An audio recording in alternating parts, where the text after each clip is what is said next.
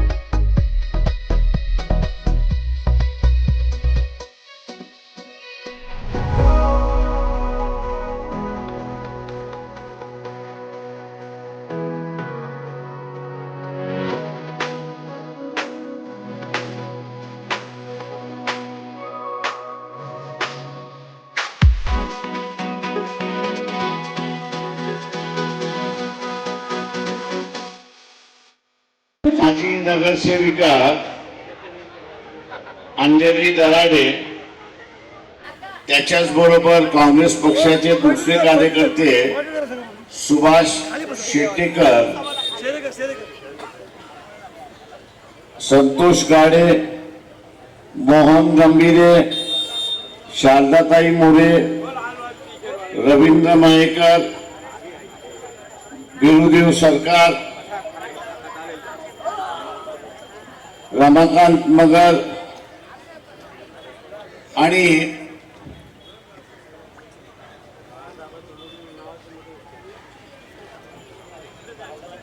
जे उमेदवार आहेत त्या उमेदवारांची असताना नावं या ठिकाणी वाचतोय। वॉर्ड नंबर 121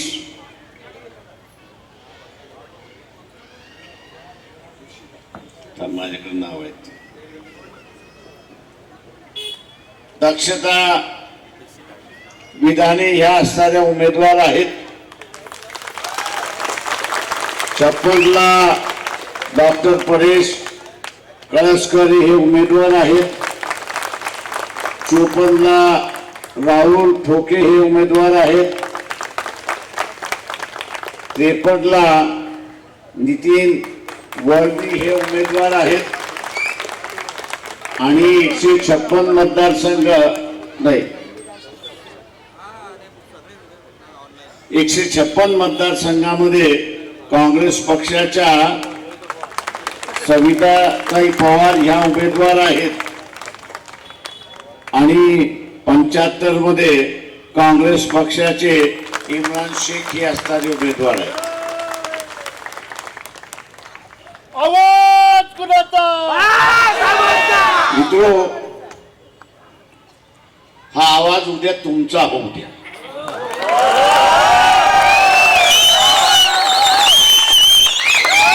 तुमचा आवाज हा मतातून झाला पाहिजे। तो मतातून झाला तर आपल्या ह्या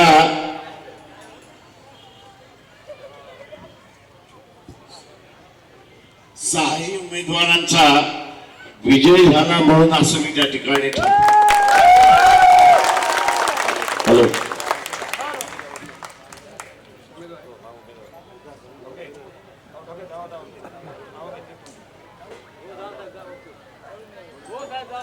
नरेंद्र मोदी हे या देशावरचं फार मोठं संकट आहे एवढं लक्षात घ्या।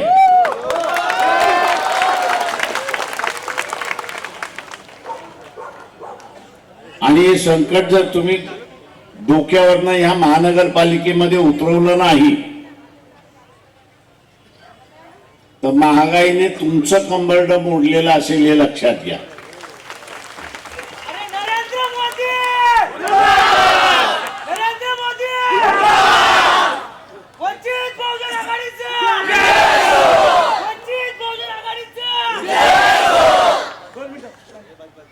झालं का?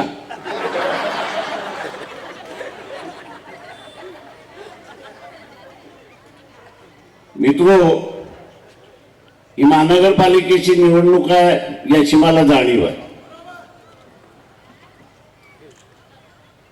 तेव्हा पाण्याचा प्रश्न महत्वाचा आहे, रस्त्याचा प्रश्न महत्वाचा आहे, खड्ड्याचा प्रश्न महत्वाचा आहे, गटाराचा प्रश्न महत्वाचा आहे, स्वच्छ पाणी मिळालं पाहिजे ही परिस्थिती आहे. याच्यासाठी आपण लढत राहू, झगडत राहू. याच्यासाठी जे आहे ते आपण लढतही राहू आणि झगडतही राहू. परंतु आता जी परिस्थिती उद्भवते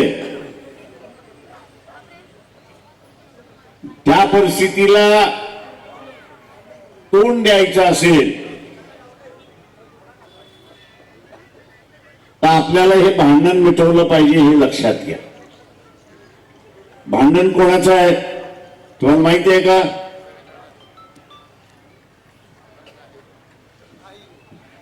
नाही माहिती. कारण आपल्याला देवांचं भांडण माहिती, धर्माचं भांडण माहिती, पण जे भांडण खरं चाललंय त्याची आपल्याला जाणीव सुद्धा नाही. हे भांडण आहे ट्रम्पचं आणि नरेंद्र मोदीचं. एक म्हणतो मी विश्वगुरु आहेच आणि दुसरा म्हणतोय मी होणारा विश्वगुरु आहे.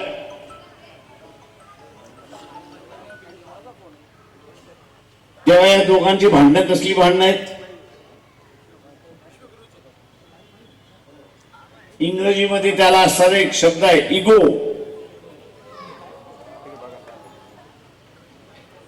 म्हणजे एक खाली बसायच्या. हा,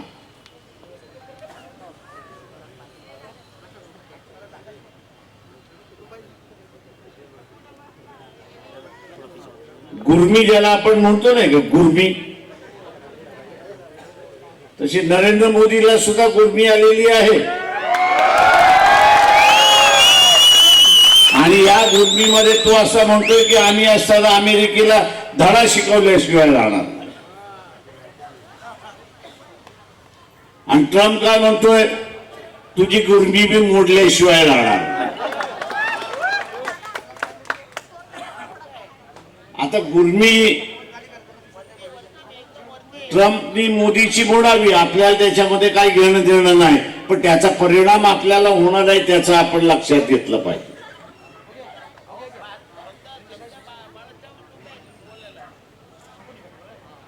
इथे वर्तमानपत्र देवाशिवाय चर्चा करत नाही, टीव्ही वाले मुसलमानाशिवाय चर्चा करत नाही.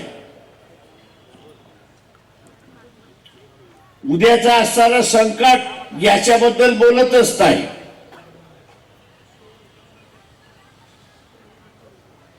तुम्ही सोशल मीडियावरती गेलात, एक महिन्याभरापूर्वी या देशातले असणारे आर्मीचे जे प्रमुख आहेत त्या आर्मीच्या प्रमुखाने असं विधान केलं की येत्या नजीकच्याच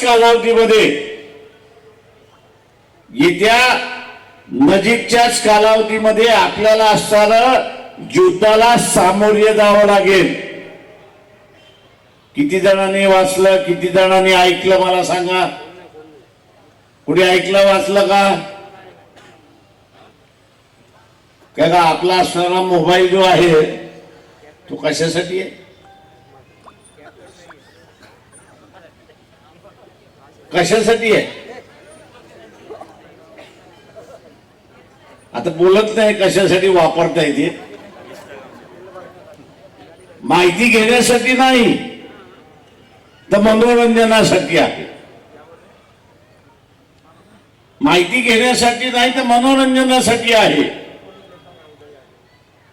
इंडियन आर्मी चीफ यांचं विधान एवढं फक्त गुगलवरती टाईप केलं तर तुम्हाला असणारी सगळी त्यांची विधानं येतील आणि त्याच्यामध्ये या युद्धाचं विधान सुद्धा तिथे असतं.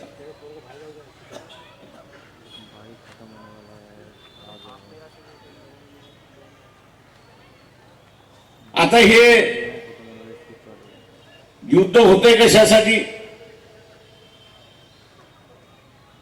तो मोदीचं कमांड मोडण्यासाठी होतंय ह्याच्याबद्दल दुमत नाही, पण त्याच्याच बरोबर भारतीय जनतेला फायदा व्हावा म्हणून सुद्धा आहे. अमेरिका असं म्हणतंय, तुम्ही रशियाचं जे तेल विकताय, कच्चं तेल विकताय, त्याच्यातून जो नफा होतोय तो नफा कोणाच्या खिशामध्ये चाललाय? तुम्हाला माहिती आहे का कोणाच्या खिशामध्ये चाललाय? रिलायन्स, बरोबर. किती? अडाणीचं नाही चाललंय, रिलायन्सचं चाललंय, ते बरोबर आहे. उगीच कुठलं तरी नाव घेत बसू नका. रिलायन्सला दरवर्षी किती चाललंय माहितीये? 40,000 कोटी, बरोबर आहे. म्हणजे एकटा रिलायन्स, भारताच्या नावाने तेल येतंय, मोदीने रिलायन्सला विकायला सांगितलंय, त्याचा नफा 40,000 कोटीचा आहे. आणि हा नफा कोणाच्या तिजोरीत जातो? कोणाच्या तिजोरीत जातो? तो अंबानीच्या तिजोरीत जातोय. अमेरिकेची जनता म्हणते ते भारतीय तिजोरीत का जात नाही? भारतीय तिजोरीत गेला असता तर आज पेट्रोलचा भाव जो 100 आहे तो 50 वरती आला असता, डिझेलचा भाव अर्धा आला असता, आणि महागाई ही अर्ध्याने कमी आली असती. हे लक्षात घ्या. फायदा कोणाचा आहे? अरे गाढवानो, आपला फायदा ना. पेट्रोल कमी झालं तर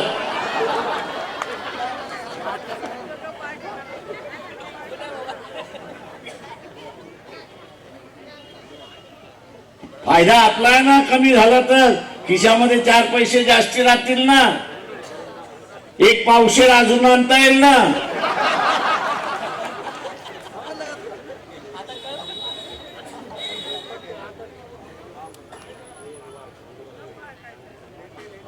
मित्रो, आणि त्या दृष्टीने महानगरपालिकेची निवडणूक महत्वाची आहे. आपल्या वस्तीमध्ये भारतीय जनता पक्षाचा मतदार आहे का? आहे ना. RSS मध्ये शाखेमध्ये जाणारं एखादं कुटुंब आहे का? त्यांच्या घरी जायचं, त्यांच्या घरी जायचं आणि त्यांना म्हणायचं आपलं भांडण खानदानी भांडण आहे. आपलं भांडण काय आहे? खानदानी भांडण आहे. तुम्ही बदलणार नाही, त्यांना आम्ही बदलणार नाही. तुम्ही काय मनुवाद सोडणार नाही आणि आम्ही काय फुले शाहू आंबेडकर वाद सोडणार. पण हे आपलं भांडण चालू राहिलं पाहिजे. हे भांडण आपलं चालू राहिलं पाहिजे. म्हणून काय झालं पाहिजे? काय राहिलं पाहिजे? काय झालं पाहिजे? जिवंत राहिलं पाहिजे. जिवंत राहिलं तरच भांडण. गेलो तर भांडण कुठून? आता ट्रम्प जो म्हणतोय की मी पाकिस्तानला शस्त्र देईन, इंग्लंड म्हणतोय की आम्ही शस्त्र देऊ, जर्मनी म्हणते आम्ही शस्त्र देऊ, फ्रान्स म्हणते आम्ही शस्त्र देऊ, चायना तर देतोच आहे. आता यांची शस्त्र मुंबईवरती पडली तर आपण लढणार आहोत का? तेव्हा त्या RSSच्या कुटुंबाला आणि भारतीय जनता पक्षाला मतदार देणाऱ्याला सांगा की आपल्याला जिवंत राहायचं असेल तर या निवडणुकीमध्ये तुम्ही अजिबात BJPला मतदान करू नका. का करू नका? नाही, जिवंत तर राहायचं आहे, भांडण करायचं आहे, पण अजून कारण आहे. अजून काय कारण आहे? त्याला म्हणायचं अजून एक कारण आहे. कोणाला लक्षात येते का ते कारण काय येते?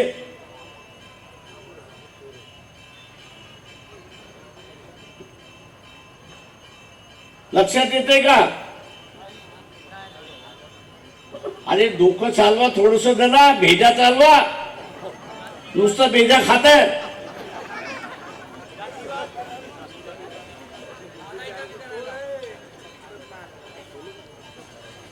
उद्या समजा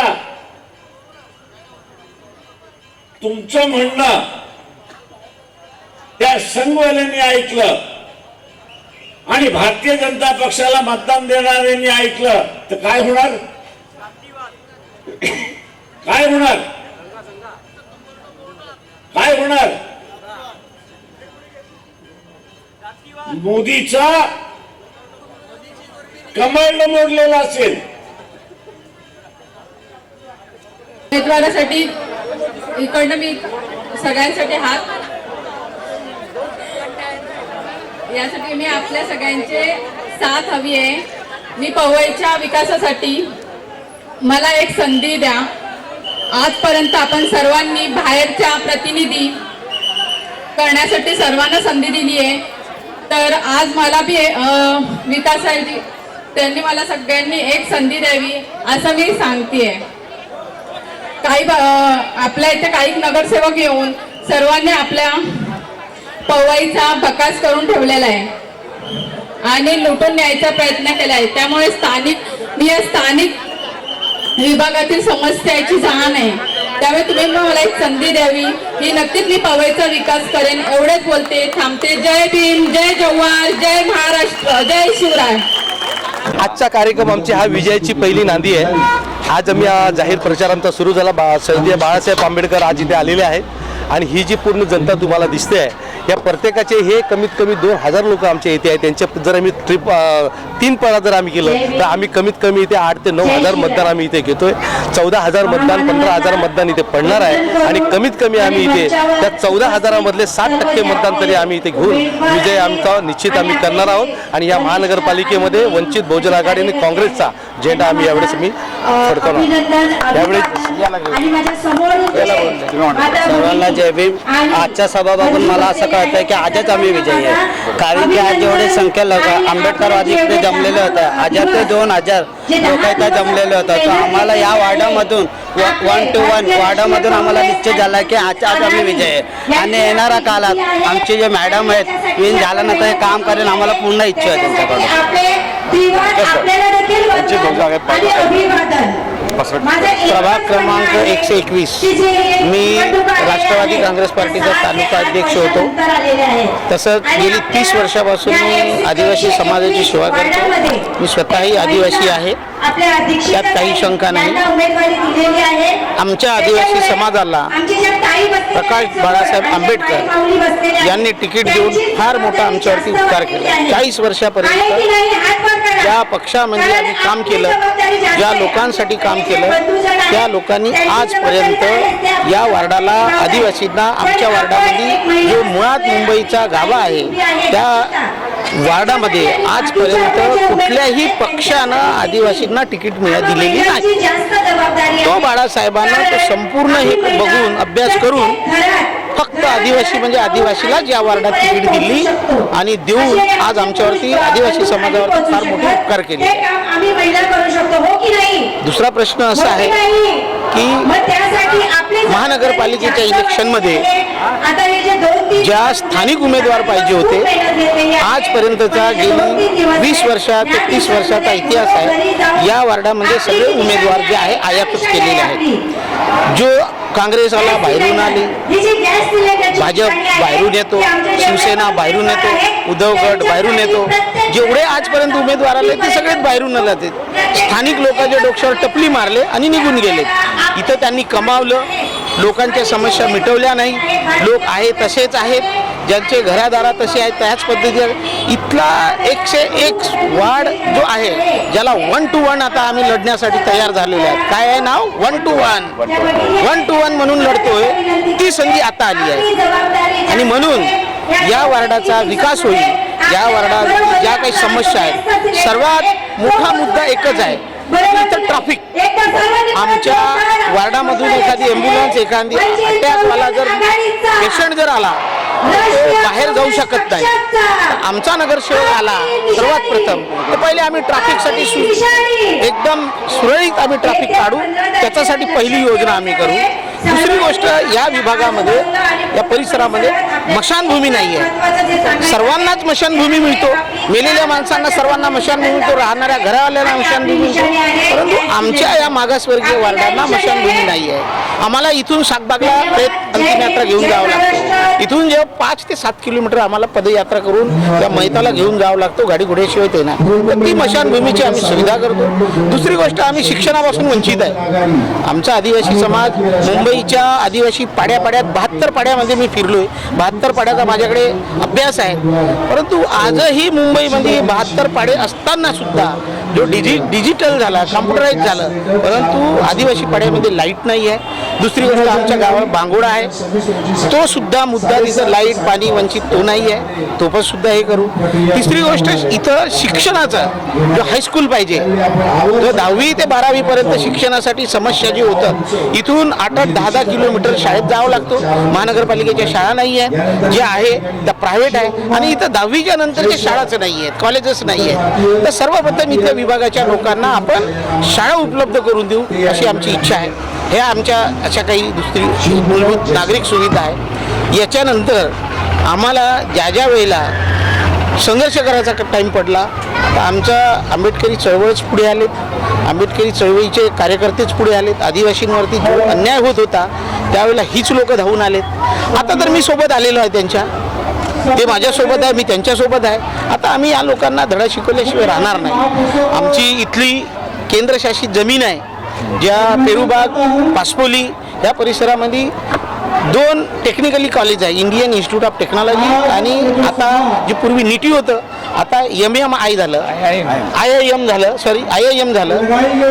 यांच्या ह्या केंद्र शासनाच्या ज्या जागा आहेत, आणि हे काय करतात, इथली जवळपूर 3-3, 4-4 पिढ्यातले इथं लोक राहणारी आहेत, आदिवासी लोक आहेत, इथं जाती समाजाचे आहेत, बौद्धिस्ट लोक आहेत. यांना हे काय म्हणतात की इथून तुम्ही इथून निघा, ही जागा खाली करा, वॅकेंट करा, आम्ही इथं कॉलेज सेंटर बांधतो आणि बाहेर तुम्ही कुर्ला, मानखुर्द, मीरा रोड अशा ठिकाणी तुम्ही शिफ्टिंग घ्या.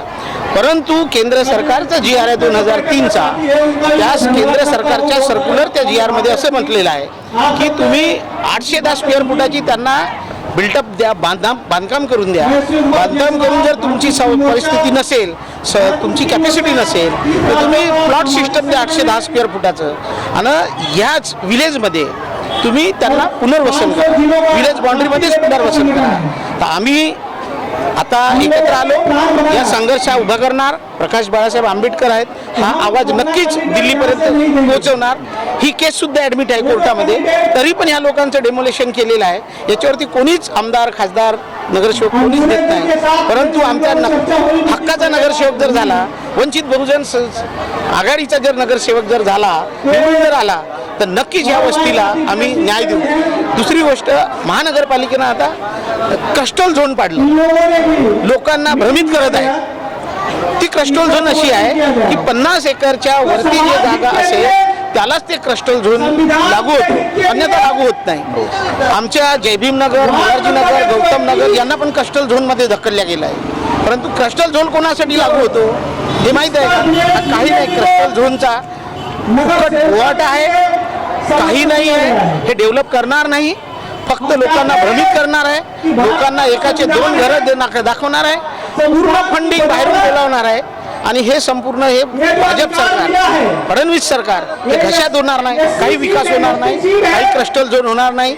आणि या लोकांचे झोपडे तसेच ठेवणार आहे, लोकांना भ्रमित करून त्यांना कुठेतरी डेमोलेशनची दाखवून कुठेतरी त्यांना आज दाखवणार का मी तुम्हाला 2 घरं देतो, तुम्हाला माळा देतो, असं काही होणार नाहीये. बाहेरची फंडिंग कशी आणणार ही यांची योजना आहे. ती योजना सुद्धा आता आम्ही आंदोलन छेडू आणि त्या योजनेला सुद्धा आम्ही झगडून भांडून त्यांना हे रोख देऊ, एवढेच आम्ही बोला. मला इथे मुंबईमध्ये रस्ते, ट्रॅफिकची समस्या, दवाखान्याची समस्या, मला हे याच्यावर काम करायचं. आणि मग मी इथले स्थानिक उमेदवार असल्याने मला याच्याबद्दल मला इथले म्हणजे प्रत्येक ठिकाणचं मला सगळं माहिती, त्याच्यामुळे मला अपेक्षा आहे की मला उमेदवार तुम्ही जिंकून आले नाही तर पहिला काम कोणतं करणार?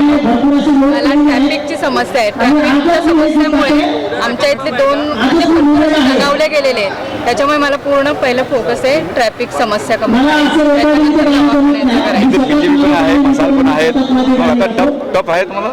टफ आहे, पण पैशाच्या याच्यावर आहे. मी एक साधारण आहे घरात, माझ्या आमच्या नाव आहे, कावेच्या नाव केले, समाजसेवा केली, त्याच्याबद्दल तेच आहे, बस आमचे समाजसेवेचं नाव आहे आजपर्यंत. थँक्यू. काय भूमिका म्हणाल? माझी नगर सॉल्व करा. स्थानिक उमेदवार आहे, त्यामुळे पैशाने विकत घेणं घेऊ शकत नाही, पण आम्ही मनाने सगळ्यांचे आहोत आणि प्रश्नांची जाण आहे. मी जेव्हा पहिल्यांदा इथे आली भरपूर समस्या होत्या, पण हळूहळू कमी झाल्या आणि आमच्या सगळ्यांची साथ तिला लाभेल. लहान मुलगी आमच्या मुलीसारखी आहे आणि आम्ही सुजलाम सुफलाम करू काँग्रेस वंचित मिळाले 67 झाले. त्याच्यामुळे खूप आनंद आहे की सगळ्या या वंचितांना तुम्ही स्थान दिलंय. महानगरपालिकेत जायचं आणि आम्ही तर घडवलं. तुमचं वालीबा आहे ना? तुमचा वालीबा आहे ना? म्हणून तर उभी आहे. मुलगी नाही, मी अशी खोटं काम करत नाही. आहे ते तोंडावर त्यांना विचारा कसं काम केलंय, अजूनही काम केलं. आम्ही नगरसेविका होऊन काय म्हणा, तुम्ही सपोर्ट आहे तुमचा? सपोर्ट आहे. मी आमच्या वार्डाची इकडे वार्ड क्रमांक 121 महिला वार्ड अध्यक्ष आहे. माझं नाव शांता नगरसेवक आणि मी गौरव मोदीची आई आहे. तर आम्हाला या उमेदवाराची खूप गरज आहे, स्थानिक उमेदवाराची. आमच्या इथे भरपूर बाहेरचे उमेदवार आले, नगरसेवक झाले. त्या लोकांनी पैसे वाटून त्याने ते नगरसेवक बनले आणि ज्यावेळी आपलं काही काम असताना आमचं एकही गटारचं काम केलं नाही, पाण्याची समस्या आमची सोडवली नाही. रात्र पाणी मिळत नाही आम्हाला. रात्र आम्हाला थोडं पाणी आलं म्हणजे आमचे झगडे होतात आणि त्याच्यामुळं आम्ही दीक्षिताताई गिगणे यांना आम्ही मोहन आंबेरे आम्ही सर्वांना मिळून आम्ही या उमेदवाराची तयारी केलेली आहे आणि उमेदवारांना आम्ही जिंकून देऊ. आमच्या एरियातल्या सगळ्या समस्या सोडून घेणार आहोत आणि यांना प्रचंड बहुमताने विजय करणार आहोत.